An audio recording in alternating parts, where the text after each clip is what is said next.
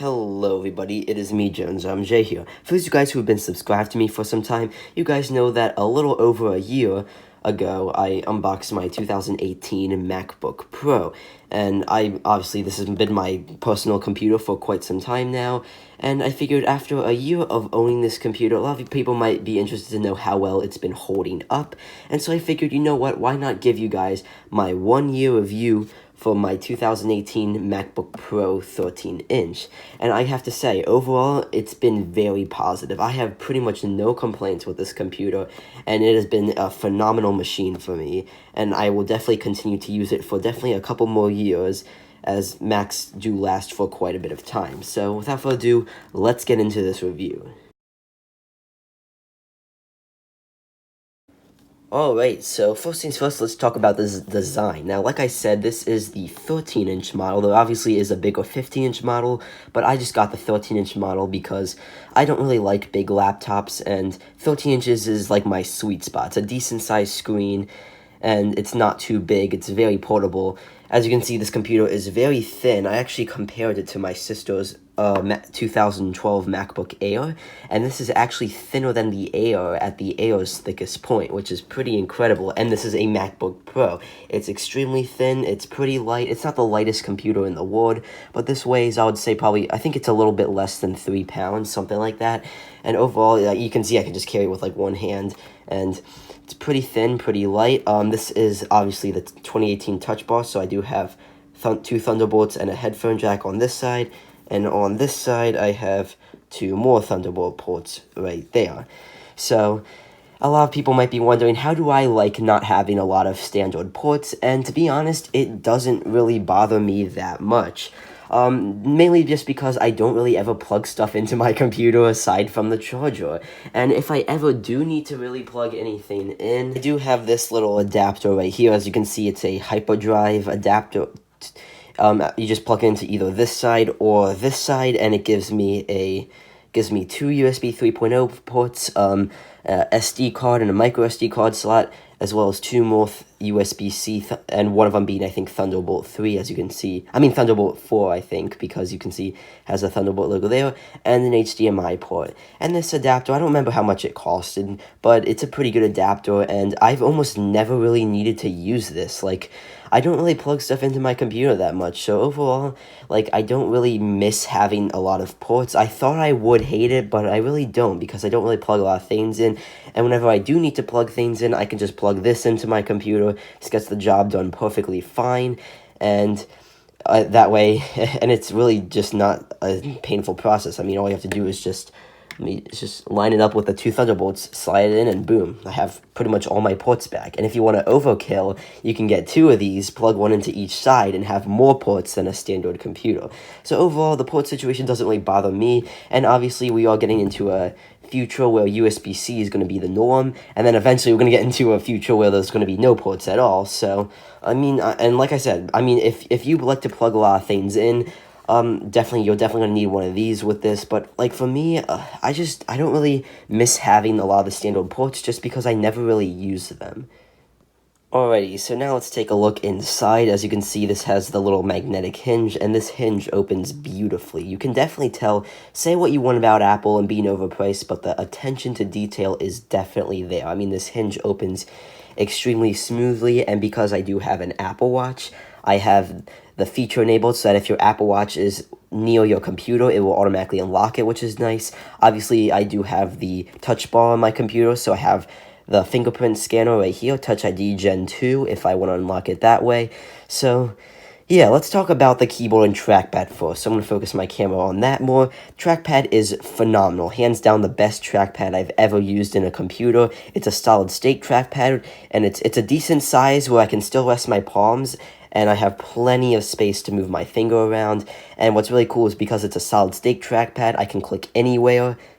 There's a taptic engine inside that gives the traditional feedback you hear from a click, and you can move your finger anywhere and click anywhere. Even in these tiny little corners, you can click anywhere because this is a solid-state trackpad. Now, a lot of people might be having questions about the keyboard. Obviously, this uses the very controversial butterfly keyboard, but because I do have the 2018 MacBook Pro, I have the 3rd gen butterfly keyboard, which Apple supposedly put a membrane, some type of membrane underneath the keys to protect them from dust getting underneath, and it also helps give the keys a much more cushiony feel when typing on them. And I have to say, I have had zero complaints, zero problems whatsoever with this keyboard. Zero complaints, zero problems. Now, when I first tried the 2nd gen and the 1st gen butterfly keyboards, I hated them. Mainly because they just felt like they had no cushion. I felt like I was just slamming my finger against a solid surface. But these, I think the membrane just helps make these keys way more comfortable to type on. And overall, I actually do really like the 3rd gen keyboard. This is the first time I actually like Apple's butterfly keyboard. And I don't know if I'm just very, very lucky or if Apple really did fix a lot of things with this butterfly keyboard, but I've had zero issues. I have heard that some people have had issues where they would press down on a key once and it would just act, and you press down on a key once and it would just type that letter more than one time. I have not had that problem. I've had no problems whatsoever with my keyboard, which is great. I did get Apple Care with my computer, so I do have 3 years of coverage for my computer with Apple Care Plus. So, and I did get that mainly because I wanted to make sure, if gosh forbid anything happens with this computer. I mean, this is a $2,000 computer. Actually, technically more, but it was $2,000 after the student discount, because I did get this with the student discount, which also included a free pair of Beats Solar 3 headphones, which are nice. If you guys want a review on these, I'll give a review on those. Maybe let me know down in the comments. But yeah, I did get this computer with the student discount, and the configuration I got added up to about, I think, $2,100, so it's an expensive computer. I don't want anything to happen to this. I'm the kind of person who, I want to keep my products in absolutely mint condition. Like, I will wipe down my screen so many times if I see a little bit of fingerprints or dust or something. I'm the kind of person to keep my stuff in mint condition, and I don't want to break anything. This is an expensive computer. I want to take great care of it, so in case if something did happen to it, I did want to have Apple Care, so I got that as well. I also got it, obviously, for the keyboard, in case if something failed in the keyboard and it wasn't my fault, I could hopefully get a free replacement if something like that happened. As far as the touch bar goes, I mean, it's there, it's nice, it's cool. You can do, like, stuff like, ooh, adjust the volume with a slider. Not really a feature I care about. I mean, is it, I guess, nice to have? Okay, maybe sometimes, but it's not really, like, a groundbreaking feature that you absolutely need to have. I would have been perfectly fine with just function keys. And for you guys wondering, just hold down the FN key to get your function keys if you want that. And the touch bar is fully customizable, so you can customize it however you like. Now, getting onto the display of my computer, obviously I do have the 13-inch model, so it's a 13.3-inch diagonally screen, and the bezels are pretty thin. They're not the thinnest bezels in the world. I've seen some, like, Dell laptops that have thinner bezels than this, but the bezels, I don't really care about the bezels on a laptop. I mean, the footprint of this computer is, I really like the footprint of this computer, and this display is gorgeous. It is a 1440p resolution. It has the True Tone. This was the first MacBook Pro to give you True Tone, and it just looks gorgeous. And as you can see, I have the standard macOS Mojave background. So, yeah, overall, this is just, it's a gorgeous display. It has a good amount of brightness. You can see, if you want to see, I mean, I don't know how good the camera is going to pick it up. I'm using my iPhone 8 at 4K 60 to film this, so you can see this is the brightness fully adjusted, and that's the lowest setting right there. So brightness is pretty good. This computer does have auto brightness, which is very nice. And obviously, with MacBook Pros, with the backlit keyboards, you can adjust the brightness of the keyboards, which is also auto brightness as well. One of the other things that's really good about this computer are the speakers. Now, from what I've heard, I think Apple did update the speakers in the 2018 model compared to the 2017 model. And these speakers are great. They are great speakers. They're obviously not going to blow away your portable Bluetooth speaker anytime soon, but for a laptop, I was impressed with these speakers. They actually have a little bit of bass, not a lot, but a little bit of bass. For those of you guys who want to know the specs for my computer, as you can see, like I said, I have the 13-inch MacBook Pro. I have the space gray one.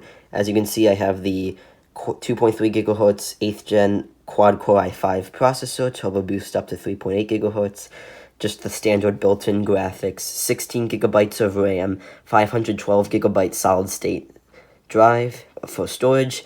I have, obviously, the Retina display with True Tone, the 4 Thunderbolt 3 ports, the touch bar and touch ID, backlit keyboard, accessory kit, obviously all of that. And yeah, just the standard software built in. I did not get any of like I did not get like Final Cut Pro or Logic Pro or any of that, just because I never really use those software. I do use iMovie a lot. That's actually what I use for my videos, and this is my editing machine for my YouTube channel, and does a pretty good job of that. iMovie is good enough for me. I mean, maybe once I get more advanced with my YouTube channel, I might eventually consider looking at Final Cut Pro, but for now, iMovie is perfectly fine, and it can do 4K 60, and I don't know what the maximum resolution is, but I know it can do 4K 60, which is what my iPhone 8 records at, so iMovie's been perfectly fine. There's a good amount of effects I can do.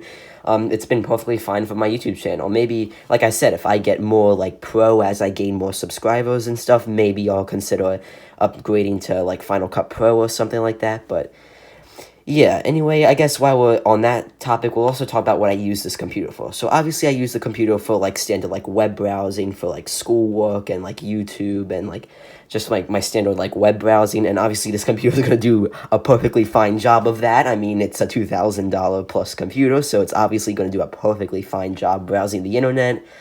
I also use this computer to I don't really game, because obviously I would definitely not buy a Mac if I was going to buy a gaming computer, but I do play some light games occasionally, like I do have Minecraft, as you can see. Like, I do play Minecraft, and yes, guys, a Mac can run Minecraft. I get it, Macs are not great gaming computers, but my Mac can run Minecraft perfectly fine. I don't need to hear all the comments from the PC Master Race saying, but can it run Minecraft, or something like that? And I know Minecraft is not a big deal compared to, like, other PC games, but it's a game I care about, okay? So, I do play Minecraft. Obviously, I've been doing my Let's Build a City series, and I have been doing it on this computer. This computer does a perfectly fine job. It's a quad-core processor. I have 16 gigs of RAM. Those absolutely can handle Minecraft no problem. And I also have the Dolphin emulator on it, which lets me emulate Wii and GameCube games. I also sometimes connect my Wii remote and play that. And Dolphin runs perfectly fine on here as well. Obviously, this is an extremely powerful computer, so I'm obviously able to handle that. I also have this software called Graphic right here, which is what I use for graphic design. For those guys who do not know, in addition to like doing like the stuff I show you on YouTube, another hobby I have is graphic design. I'm thinking about maybe doing some videos for my YouTube channel on that. I'm not 100% sure if I'm going to. You guys can let me know in the comments. And then obviously all right here I have like Xcode, Scratch, Visual Studio, Android Studio, BlueJ. Pretty much have a bunch of programming apps right here because I also use this computer for programming, because at least right now I would like to get a job in something related to computer science, and I do really like programming, so I do programming on my computer as well. And my computer is able to handle all of these tasks absolutely no problem. So, I mean, I'm not really a power-hungry user. I've never really pushed my computer to the absolute limits. So, if you guys are planning on using the computer for anything I've just mentioned or less, it'll be perfectly fine. But if you guys obviously want to use if you guys need more power than what I use, this computer will probably still be perfectly fine, the specific configuration I got. However, if you're an extremely power-hungry user, obviously you're going to need to spend more money on a higher-end Mac, or obviously get a Windows computer if you can get that for cheaper or whatever. But as a bonus, one of the things I'll go ahead and do is kind of give you a little setup of how I use my computer. So whenever I'm obviously not out and about, I have a little Rain Design M stand that I sit my MacBook Pro in, and I connect it to a old Thunderbolt display, which is also a 1440p monitor. So that monitor has a pretty good resolution as well. And what's really cool is I love that I can do split screen. So like if I'm coding, I could have the program running here. I could have a simulator, like an iPhone simulator running here, and then right here I could have a tutorial going on teaching me how to do something. Or if I'm like playing Minecraft, I can have Minecraft running on the monitor, and then I could have my recording software running here. Overall, it's a great setup that I have, and I believe you can pick these monitors up for pretty cheap on eBay now. So if you want like a simple, not a crazy expensive, but very nice setup for your desk to complement your MacBook Pro, this is the setup that I have. I also have a Magic Keyboard and a Magic Trackpad and a Magic Mouse, so I can connect those as well to use with that as well. So, yeah, overall this is my little setup that I've used for a while with my Mac.